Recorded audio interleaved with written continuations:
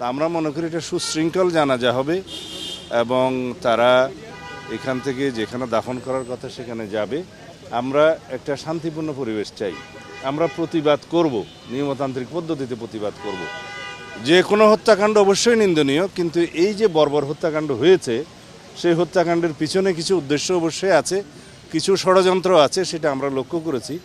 এবং নির্বাচনকে বানচাল করার জন্য, পারতপক্ষে পিছানোর জন্য যে সমস্ত অপকৌশল গ্রহণ করেছে ফেসিবাদী শক্তি, পতিত ফেসিস্ট শক্তি, তার সাথে হয়তো তাদের এদেশীয় দোসররা এবং এর বাইরেও যারা নির্বাচন বানচাল করতে চায় তারা জড়িত থাকতে পারে। তবে কোনো রকমের অপকৌশল এবং কোনো রকমের এরকম হত্যাকাণ্ড ঘটিয়ে যদি কেউ মনে করে যে দেশে নৈরাজ্য সৃষ্টির মাধ্যমে নির্বাচন বানচাল করতে পারবে, তাদের সেই ধারণা ভুল। বাংলাদেশে বিগত দিনের ইতিহাসে যা হয় নাই এবং আগামী 55 বছরের ইতিহাসে যা হবে না, সেই রকম একটা সমাবেশ, সেই রকম জনগণের এবং দেশবাসীর একটা আকাঙ্ক্ষা আছে, প্রত্যাশা আছে। যারা আসবে তারা আমাদের প্রিয় নেতাকে অভ্যর্থনা জানাতে।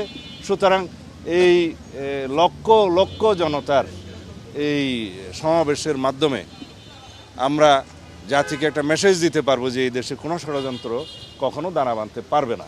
আমরা সবাই, আমাদের সামনে একটাই স্লোগান, সবার আগে বাংলাদেশ।